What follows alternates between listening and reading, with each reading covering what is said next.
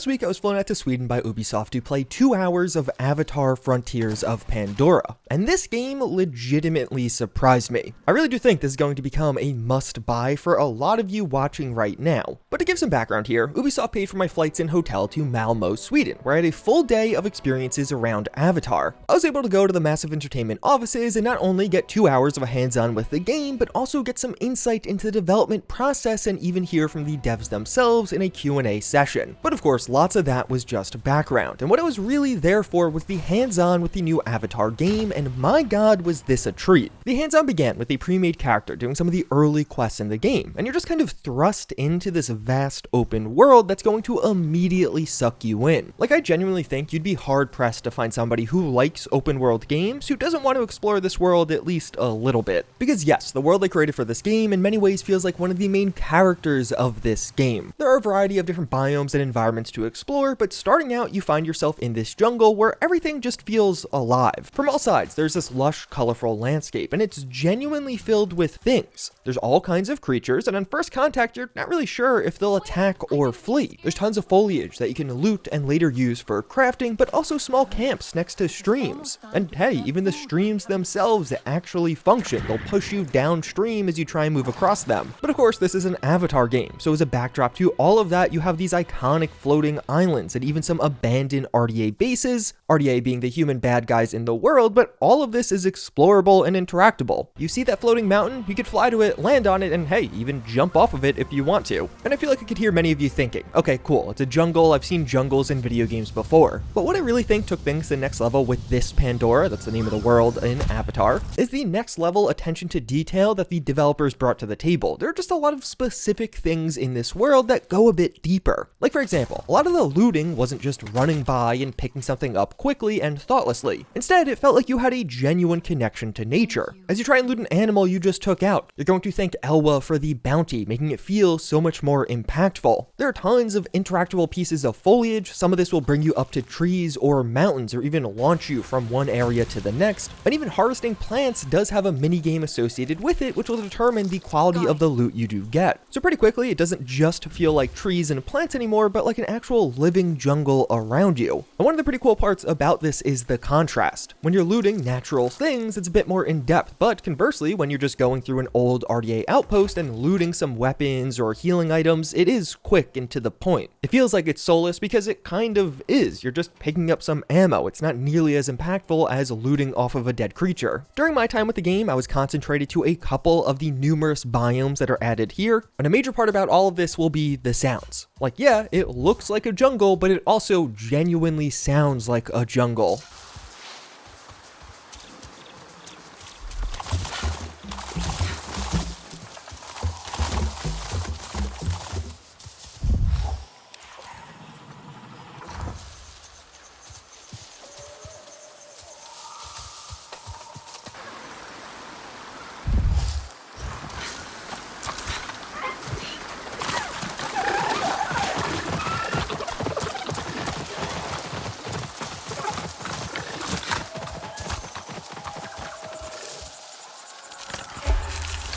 The devs described how they went to different countries to record the sounds for the different biomes in the game, so not all of the biomes will have the same soundscape. And there are even some really cool details around this, like if you make a sound not from Pandora, like firing a weapon, the world will react differently. You shoot here, you hear everything exclaim and then go almost silent as they try and figure out what that was. And it's not just sounds of the environment and nature, the music in this game also kicks in super hard. A little bit later in this video, we'll talk about my rather unique experience getting my Ikran. But as you're climbing this mountain and getting closer, you'll hear the environment and music kick in, and the game just goes to another level in these moments. It really feels like it's taking you away with it.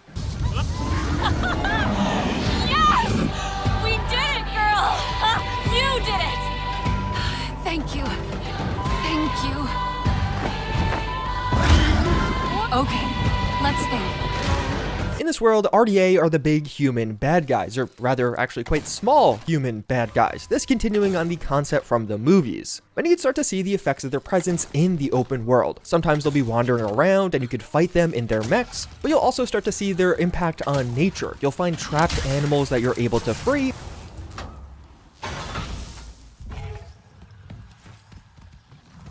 or or even partially sedated animals to rescue. So very quickly as you play this game, you feel like you're on the side of nature in the fight against humankind. Later on in the demo, we gain the ability to fly, and this is where you could really feel the scale of the world here. And as you're flying around, just see the range of environments around you that you could mostly explore. This is a proper open world experience. Technically during my demo, there were apparently some placed borders, but I never encountered them, and I did do a fair amount of my own extracurricular exploring, like accidentally climbing the wrong cliff for 20 minutes while trying to get my Ikran. I think to some degree this is expected though. One of the huge selling points of the Avatar films is the world of Pandora. A huge part of those films is the environment and ecosystem having its own soul, and I definitely feel like this is continued over with the game. Overall, for my 2 hours with the game, they did a phenomenal job of not only recreating that soul in the world, but also really expanding on it with a variety of environments and a new level of interactability. Avatar Frontiers of Pandora is canon to the Avatar lore, and several very high up people who work on the movies are also working on the game. So if you love vast open world experiences, the game should immediately be of interest to you, but what about the rest? A lot of people have been describing this as Far Cry but Avatar, or just Far Cry set in Pandora. And yeah, it basically is, but that's certainly not a bad thing, and I think in many ways it's actually a really good thing. You do have this proper open world where you could pretty much just go about anywhere, but also loot things to craft better ammo and cook tons of character enhancing foods. Unfortunately, I can't show you the footage of me doing this, but it has the familiar Skyrim formula where you cook things with various ingredients and don't know exactly what the effects on the food will be. And although I only messed with it briefly, the cooking animations were awesome and some of the food could really enhance you in combat. As overall, the Far Cry open world formula works incredibly well here. You have this large degree of choice and opportunity for interaction. If you're doing a main quest and kind of get bored of it, you could just take a detour to a side quest or some other random activity in the world whenever you want. And where I am really happy that this is basically a Far Cry game is in the combat possibilities. You're going to have access to both human and Na'vi weapons. In this game, you do play as a Na'vi, that being those big blue avatar things you've seen in all the marketing. And yeah, in combat, you could have some truly epic moments, like fighting a bunch of mechs with this explosive slingshot I created. You fling bombs at these enemies and can watch them cower away in flames. That's what you get for cutting down that tree, bro. Similarly, I crafted some explosive arrows for my bow, and I could light enemy airships on fire from afar and watch them crash and explode. Or just use a rifle to take down enemies rather quickly. Combat is super open with this game. You have a bunch of tools with different types of weapons, but even further, different types of ammos for those weapons, and then a complete sandbox combat experience with how you approach the fights that are in front of you. You can try and fly in to get a vantage point, or even go full on stealth to avoid enemies triggering those alarms and calling in backup, or just do what I did and be like, well, I spent resources on explosives, I'm going to hurl them at enemies' faces. And one of the hilarious parts about this is, I imagine a lot of people, as they play the early parts of this game, will kind of forget that they're actually a giant 10-foot tall Na'vi. A lot of times when you're fighting humans or encountering them, they were in a mech or some kind of other mechanical machine to make them larger. But then occasionally you get into melee range with a human, you're like, oh yeah, you guys are puny. At first, during this moment, I thought I was fighting kids until I remembered, oh yeah, I'm 10 feet tall. So hurling giant arrows at humans and their machinery will almost never get old. There's just something incredibly enjoyable and satisfying about using old world technology against some futuristic machines, and actually winning in the end. During this demo, we went through several quests, ending with this larger attack on an RDA outpost to try and stop their advancement into our territory. This was just some of the most fun I had during the demo. Combat can get pretty fast paced in this game. Most humans are using guns with bullets, and those can shred your health quite quickly, so positioning is going to be really important here. Thankfully, there are some healing items, you have food separate from that, and if you do have enough energy, your HP will just regenerate over time, so the game can be quite forgiving. But if you stand out of position, your health bar can get shredded quite quickly. But it really was just how many options you had with taking down this outpost that immediately took me back to Far Cry 3, and I loved it. If you've enjoyed past Far Cry games, yes, this definitely has some similarities, but at the same time, it was all in a super fresh world with a whole new backdrop, so it just didn't feel repetitive. In many ways, I think the Far Cry elements and gameplay components only enhanced my experience here. At points, things could get a little bit confusing. I think a large part of this was we didn't actually play the tutorials, we would have a quick rundown from a developer. But again, I think this is more a criticism of how the demo was set up and not really a criticism of the core game, because as you start a new game, I'm sure you'll have all of that explained to you in detail. But then we do have the story, which is probably the weakest part of the demo, at least for me. This game is canon, and the background is we are going to be a unique Na'vi. 15 years ago, we were taken as a child to be trained up by the RDA as a part of their ambassador program. program. But then this big battle, which is the ending of the first movie, happens and the RDA are kicked out of Pandora. So then we're placed in cryosleep for 15 years and finally awake now to our new freedom. So we are Na'vi, but we don't really know anything, and 15 years later the RDA has returned. This game's going to take place right around the same time as the new Avatar sequel, The Way of the Water, but it's on a completely different side of Pandora. So although it's at the same time as The Way of the Water, you're not actually going to see many of the same things happening. And across my 2 hours with the game, there was about 4 major quests to do. You'd start off looting some rare herb to bring back to camp, learning to fly our Ikran, but then some retaliation against the RDA. They were setting up aerial devices, disturbing the food cycle, and eventually we attacked their outpost to stop it all. And you know, these were fine. Most of the quest stuff was fairly surface level. There was a bad guy doing a bad thing, and we need to stop them. The quest to get the Ikran was definitely the most enjoyable by far. That one was like on another level compared to the rest. During this quest, you need to climb up to the perch where the Ikran rests, just like how things played out in the movie. In the movie, this is portrayed as something that's very difficult for the main character, and in-game, this is just as hard, if not much harder. Or at least, that's what I thought as I was parkouring up a random and incorrect mountain for about 20 minutes, not realizing I went the wrong way right from the beginning. Yeah, I was supposed to go through this tunnel, and I just didn't. I turned around and ran a different way. But for a while there, I was really thinking these devs truly wanted to have a difficult climb with a super rewarding ending. Thankfully, once I was on the right path, the game comes together to create some magical moments during this quest. Between the music and interactivity with your environment, it really did feel like you were accomplishing something. And the quest had far more of an impact than just unlocking a new mount. It felt like I had a greater appreciation and connection with the environment around me. And that first flight on your Ikran genuinely feels dangerous and like a huge moment for both your character and the story. So it was this weird dichotomy where it was like, yeah, that one quest really stood out as a special moment, one of the best moments of my overall experience with the game, but the rest of the quests were pretty forgettable. There's some cool puzzles or moments where you had to use the PS5 controller and the adaptive triggers to do something just right, but other than that, it really wasn't all that crazy. And the quest not blowing me away makes a lot of sense. During this demo, we skipped around a bit, and we of course weren't actually starting from the very beginning of the game, so yeah, of course I wasn't invested. It's like watching some parts of a movie, but not the movie in full. And overall, I really liked Avatar Frontiers of Pandora. I feel like this is one of those games that will have a mediocre story with some interesting moments, but an absolutely stunning and incredible interactive open world that you're going to spend hours just flying around and taking down enemies in. I was in a fairly concentrated area during my demo, but this looks like it's going to be a really big world. I'm not allowed to share any images of the map, but there are definitely several distinct biomes here, and very likely have their own unique interactions that I just haven't seen yet. Going hands-on for 2 hours definitely took this game from a, oh, it looks interesting to, okay, yeah, I'm definitely buying this one on release, but I do still have some questions. The full scope and scale of this game isn't clear. This world is beautiful, but does it have enough to remain fresh for 20 to 30 hours? I'm going to guess probably, but I can't really answer that question after just playing for 2 hours. And further, I do really wonder how good or not good the story is. I feel like with a game like this, it doesn't matter as much. As long as you do have this incredible open world, a lot of people will enjoy it, but if this game does also follow up with a great story, it can take it to being a pretty good gaming experience to an absolutely phenomenal gaming experience. But with that said, if you're a fan of open world games, Avatar Frontiers of Pandora should absolutely be on your radar. It's a visually stunning world with a ton of interesting things to do, and honestly, I think for a lot of you watching right now, it'll be worth it just to walk around the jungle and take in all of the sounds in that open world experience, because my god, did they do a good job with all of that. So thanks again to Ubisoft for flying me out to play this game, and if you're interested in more content that you could actually play right now, check out this video where I go over some of the best new Starfield mods.